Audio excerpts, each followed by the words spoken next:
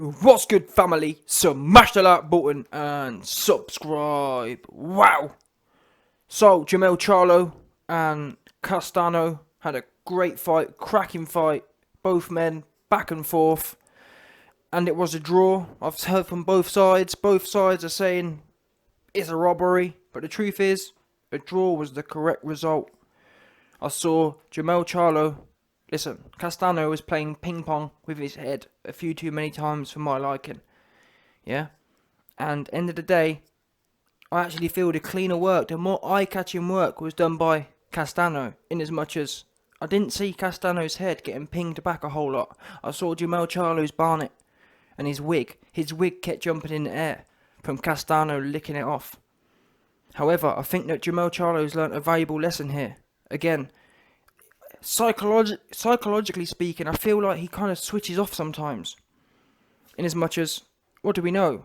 That Tony fight, they had two fights. He lost and he came back and had a rematch. In that rematch, he was on it. He was coming for some smoke. He weren't looking to play no games. But then it appears, well, obviously in the first fight he switched off, and then the second fight he came bang on it. Again, this fight, he didn't have that same level of viciousness as he had in the second Harrison fight. This fight for Jermell Charlo reminded me of the first Harrison fight.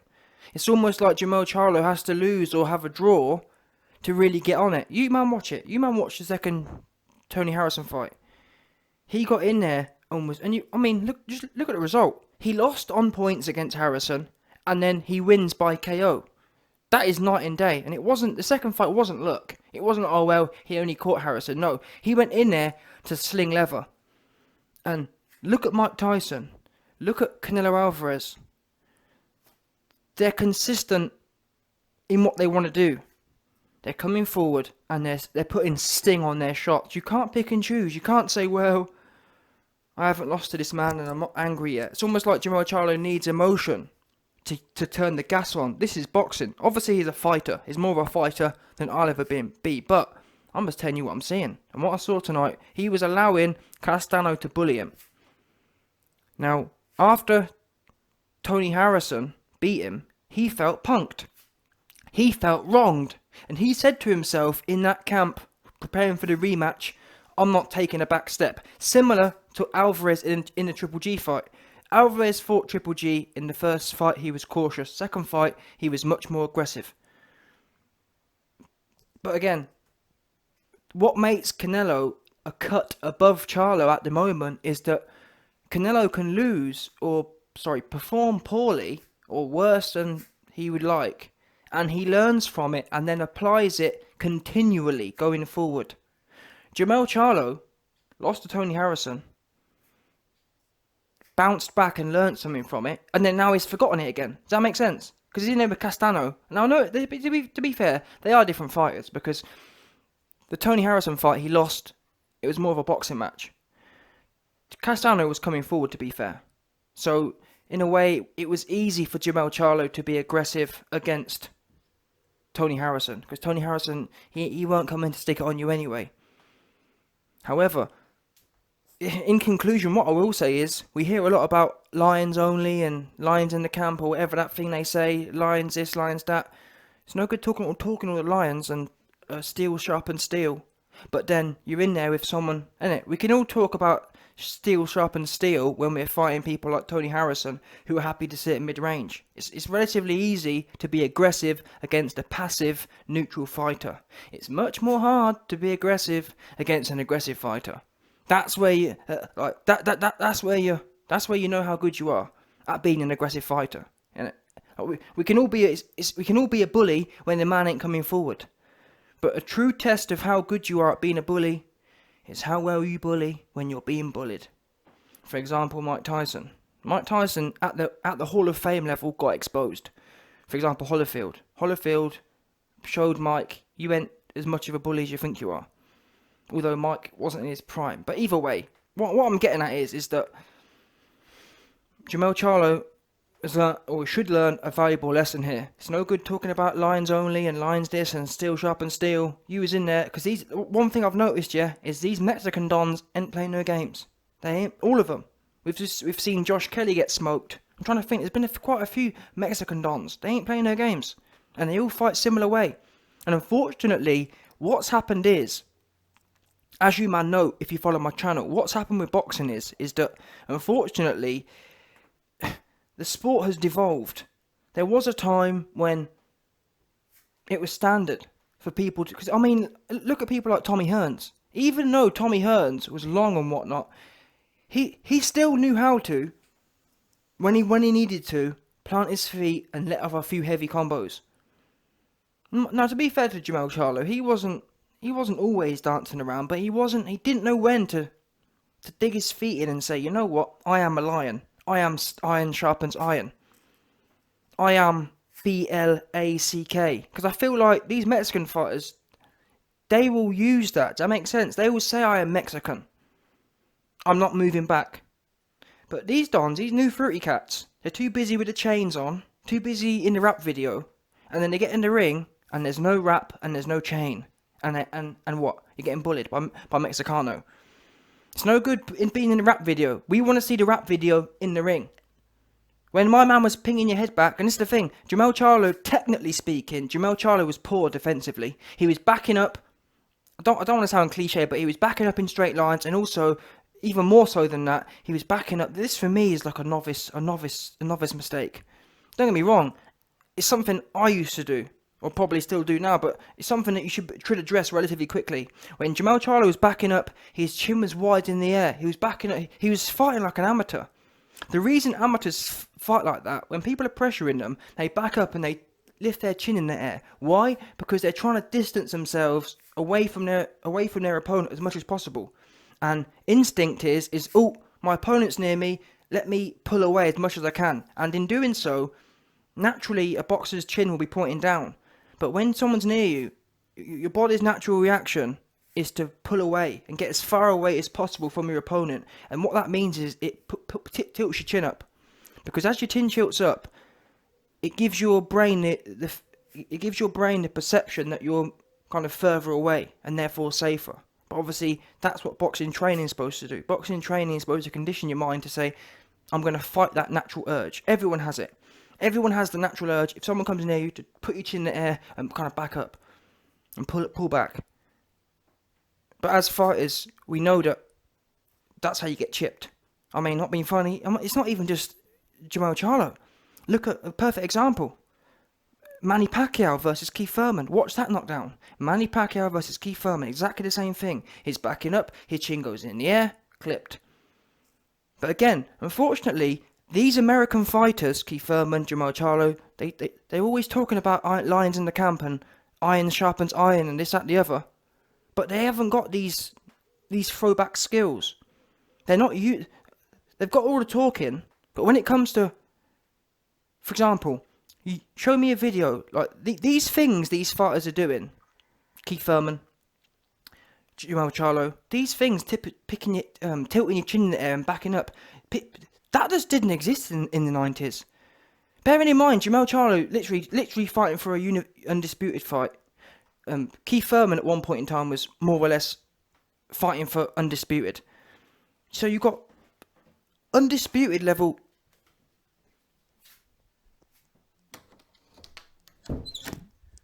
So you've got undisputed level fighters, and they're doing these novice mistakes. Like, when I say novice, I mean super novice.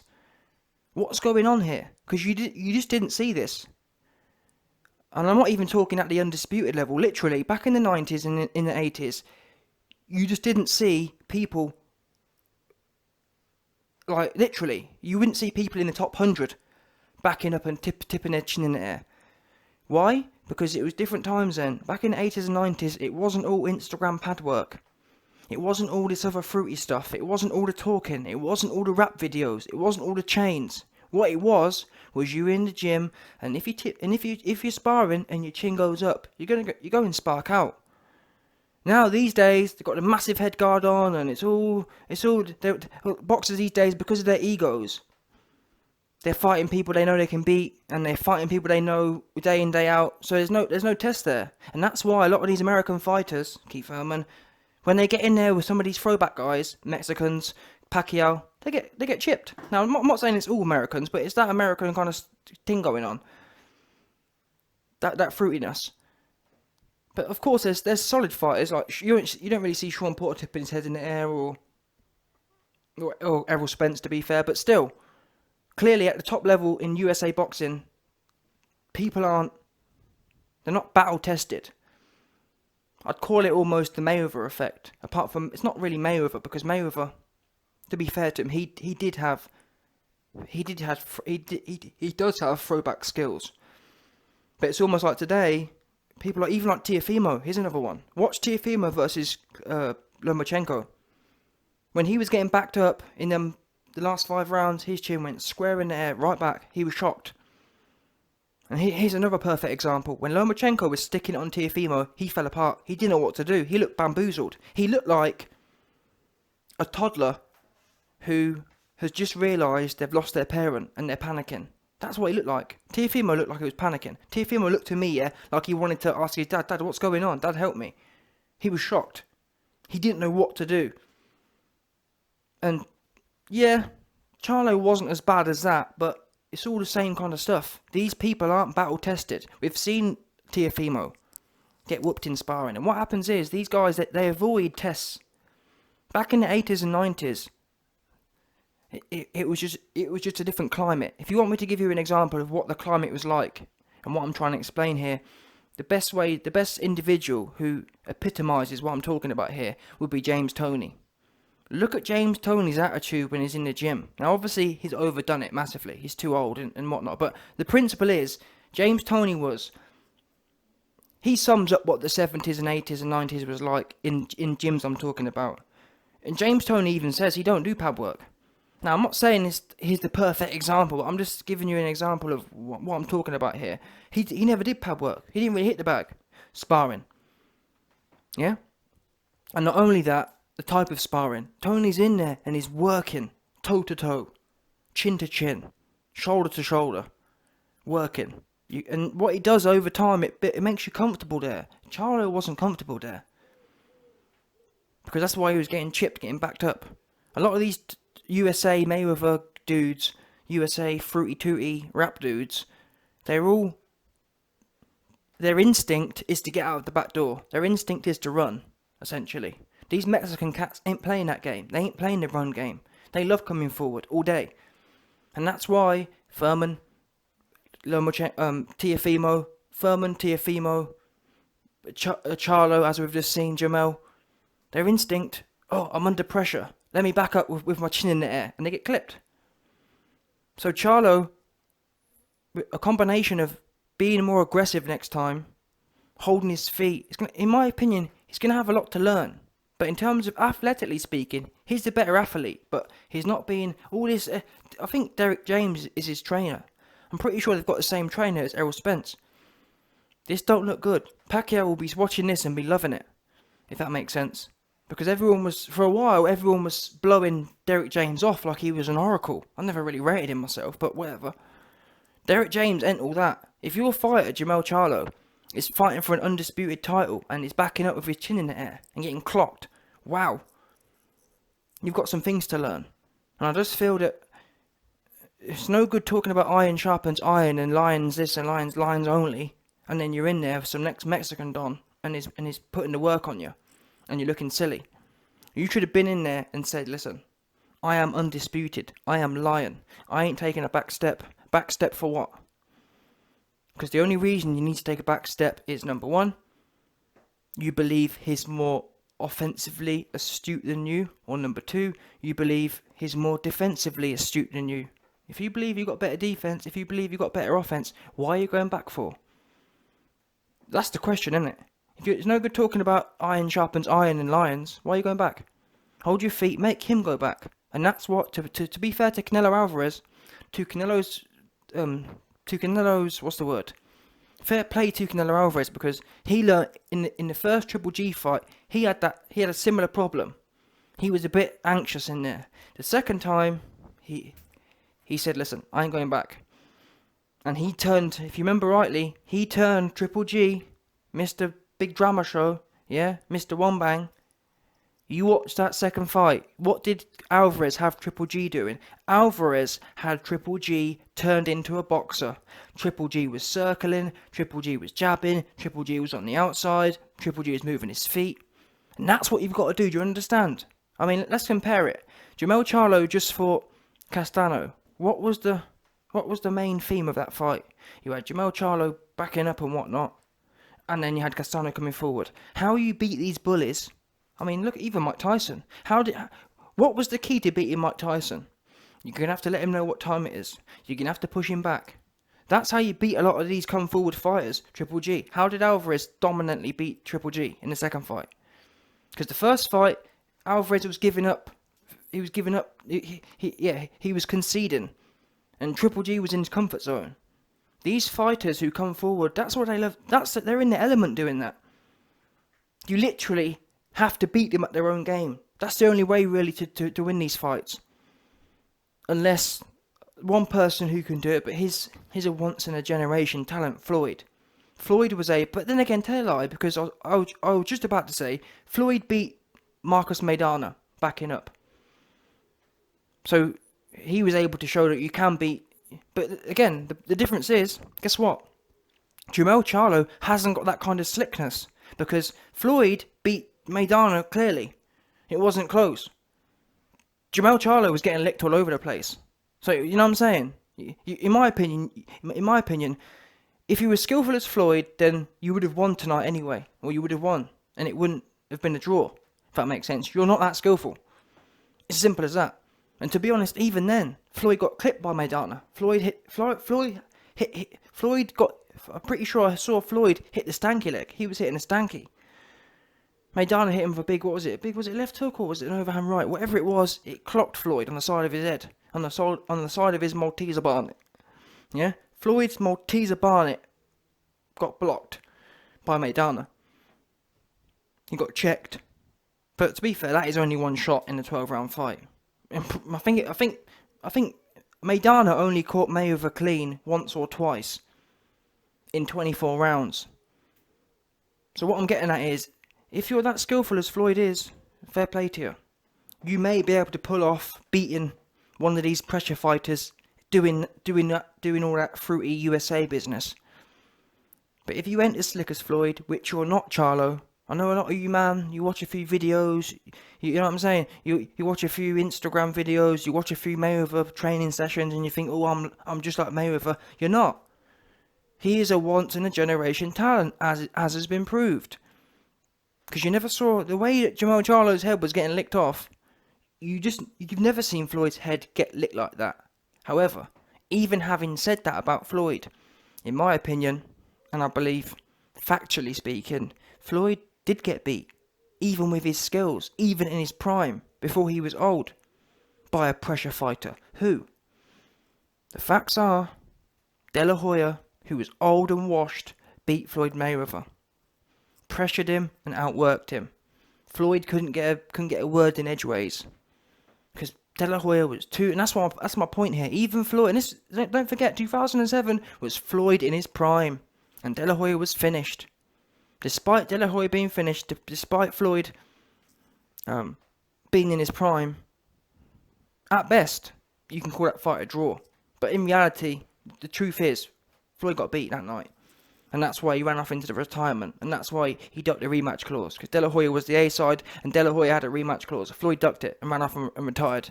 Floyd Mayweather was the original Tyson Fury. He didn't want none of De La Hoya. He was out of there. That's the truth. So even that, what that shows is that even if you're Floyd, even if you're prime Floyd, the only way to convincingly beat a pressure style with high volume is beating them at their own game. You have to make them uncomfortable. And it's not, well, obviously, it's easy for me to say it, but unfortunately, that's what you just got to do. There's two ways of doing it. Either you have to be more skillful than Floyd, or as skillful as Floyd, or you back them up and beat them at their own game, as Alvarez did to Triple G. I mean, there's a few examples of it, but again, how much do you back yourself? Or what Jermell Charlo can do, he can go in there and he can try and piddle around again. And maybe, see what I mean? Watch that first fight on the weekend. Charlo versus Castano. He's going to have to make some sort of drastic change. Because next time, Castano's going to have more gas tank, I believe. Castano's only going to become better at what he's doing. So really, how apart from beating Castano at his own game, what is Jermell Charlo realistically going to be able to do? If not beat Castano at his own game, you man tell me, what other options does he have? Magically become super slick? Because Jermell Charlo he's not Floyd. Do you understand? He's not Floyd. People forget what Floyd does. It's something magical it's magical to an extent. It's not textbook. You can't sit there and say, okay, YB, Jermell Charlo's going to go away and he's going to pull off a Mayweather. You can't listen. If Jermell Charlo was going to pull off a Mayweather, he'd be doing something similar already. He's nowhere near it. He's backing up with his chin in the air. Yeah, not even a bit close. Therefore, you're going to have to rely on you're not Floyd level IQ. And to be honest, these days, no one really is. So you'd have to bank on your athleticism. Bank on you being a better athlete than Castano. Bank on beating him at his own game. Elbows in, chin down, and push him back. Because a lot of these fighters, a lot of these dudes, they don't actually know what to do when you give them a piece of their own medicine. They don't like it. Why? They're not trained to do that. In training, they run around and they're the bullies. The minute you give them some adversity, their wheels fall off, Mike Tyson. Yeah? But anyway, it was a good fight. There must be a rematch. I've heard Jermell Charlo's acting a bit fruity about, I'm not sure about the rematch. Listen, you need to do the rematch. Because, listen, you ain't going to get the belt no other way. I didn't realise it was undisputed, but either way, I'm glad Jermell Charlo didn't win the fight because he didn't deserve it. In my opinion, to win an undisputed fight, you should take the belt from the... You know what I mean? You should earn it. He didn't earn that. That, for me, wasn't a performance where you can say, yep, he is the best he is the best in the world right now. That wasn't a best in the world victory. So he needs to go away and rectify it. Much like, as I've explained, much like the Tony Harrison rematch. You need to come in with a new game plan, tighter defense, and back him up. Yeah? You don't need to be dancing out of the pocket all the time. Yeah? Hold your feet. Elbows in, chin down. Push forward. See what's good. And that's what made Josh Taylor so great. That's what makes Josh Taylor so great. He does what I'm talking about. He's not always looking to, even though he's quite long, he's not always looking to get out of the back door. He's comfortable in the pocket. Because that's where the money's made these days. Or that's where the money's made, full stop. This whole Teofimo style of jab, jab, jab, this whole Klitschko and this one-dimensional thing is played out. And thankfully, the Mexicans are coming up again, because what that means is a lot of these divisions have been allowed to mess about, have been allowed to goof off, where a few fruity USA boxers, Adrian Broner, Pauline Malignaggi, see what I mean? Them ones there. Can you believe Pauline Malignaggi and Adrian Broner were world champions? That just shows you what I'm talking about. 5 years ago-ish, there was an era of cheap Floyd copycats. Super cheap Floyd copycats. And they were winning world championships. Adrian Broner, Paulie Malignaggi. Nothing like Floyd, but you know what I'm saying? Good for nothing cheap Floyds, basically. Super knockoff Floyds. That's what was going around. That's what was knocking around. But thankfully, the Mexicans are coming back around again. And what that's doing is, the Mexicans is cutting all the dead wood off. For example, in the UK. Because even some of that fruity USA style it's spreaded over to the UK. Obviously, another perfect example. We had Prince Naseem. What happened to him in the end? Where was his undoing? Mexican. Prince Naseem was looking great when he was in there and people were happy to piddle around with him. The minute someone tucked their elbows in, and the man who beat Prince Naseem, he wasn't all that. At the time, he was pretty washed, if I remember rightly. But still, he came in, his chin was down, his elbows were in, he weren't looking to play games, he weren't looking for no fruitiness. And in fact, another perfect example, Prince Naseem, here's another one, who backs up with his chin wide in the air. Guess what? How did that work out for him? He got clipped. I went flat, I went down like a yo-yo. Yeah? Because he weren't playing no games. His elbows was in, and his chin was down, and he was coming forward. And he was banging away on Prince Naseem. He whooped Prince Naseem into retirement. Prince Naseem never wanted to be whooped like that again. Yeah? He had flashbacks from when he was an infant, and he got a good whooping. Yeah? He got a good Yemeni whooping from his parents, no doubt. So, history is littered with this type of fighting, and because of Mayweather, because of Klitschko, unfortunately, it's proliferated. However, thankfully, the Mexicans have come back around, and they ain't playing no games. Like I said, in the UK, we've had a few fruity dons who think they're fruity. Josh Kelly. Josh Kelly was touted to be the next big thing. Oh, Josh Kelly, yeah, he's slick, yeah, 7 left hooks, yeah, oh, hands down by his waist, all this stuff. Next thing you know, some next Mexican cat goes in there and just cuts through him. Literally cut through him. Like a hot knife through like a hot knife through a cold slab of butter. Slice straight through him. Why?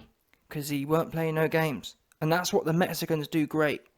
For me, yeah, the Mexicans remind me of a game of rock, paper, scissors. For a while, 5-6 years ago, boxing was dominated by these cheap Mayweather knockoffs. Because the Mexicans, the Mexicans went for a bit of a low. After De La Hoya, it kind of dropped off.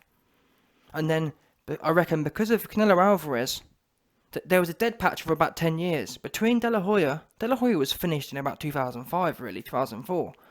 So from 2004 until 2014, when Canelo started coming along, he was dead. But now, obviously, you got Canelo Alvarez coming along, who all the Mexican youth are seeing him making money and looking good, and it's inspiring them again. So they're coming along. And what that's doing is, all them goofy champions, Adrian Broner, Paulie Malignaggi, Josh Kelly, who 5-6 years ago probably would have nicked their world title, now, the dead wood's getting cut early, and rightfully so. You're not making it to the top anymore, because you just get cut through, and like I said, rightfully so. No more are you going to get Paulie Malignaggi as a world champion. Can you imagine that in today's climate? Paulie Malignaggi having a world title belt? Never. Impossible. Or even Adrian Broner. Can you believe that? Can you believe there was a time where Adrian Broner was a world champion at 147? And not only that, he was a dominant world champion at 147 in as much as he beat Paulie, who was already a champion. If that makes sense. Can you imagine that? Adrian Broner being a certified welterweight world champion. He wouldn't beat the top 15 these days, would he? And that just goes to show how boxing's moved on. And I believe the next 10 years, next 15 years, it's only going to get more Mexican-like. So unfortunately, all of you fruities, Teofimo, whoever else you want, Devin Haney to an extent, all you people who think it's cool to be slick, you're going to have to learn, and learn quick. You're going to have to learn how to use some of your natural abilities, your natural athleticism, and put it to work. Because guess what? Backpedaling and flicking a jab out, for me, isn't utilising your athleticism. Tucking your elbows in, slipping and sliding, and banging away, using effective combinations, that is using your athleticism. So that's what's going to have to happen. Otherwise, you're just going to get cut through. For me, it don't make a scrap of difference to me either way. But anyway, let's see how I hope Jermell Charlo must rematch this fight. Because he's not undisputed and he ain't got nothing else to do. Oh yeah, and by the way, I'm not sure if he's the one, but either way, listen. Whichever brother was calling out Canelo Alvarez, you must be having a laugh. Because if you think you're going to go life and death with Castano, and you think you're going to beat Canelo Alvarez, or you think you're going to even last the distance with Canelo Alvarez, you've got another thing coming. If Castano is licking your head off, Alvarez will cut through you in 6-7 rounds. 100%. Literally, he will cut through you in 6-7 rounds. So you're going to have to do something anyway.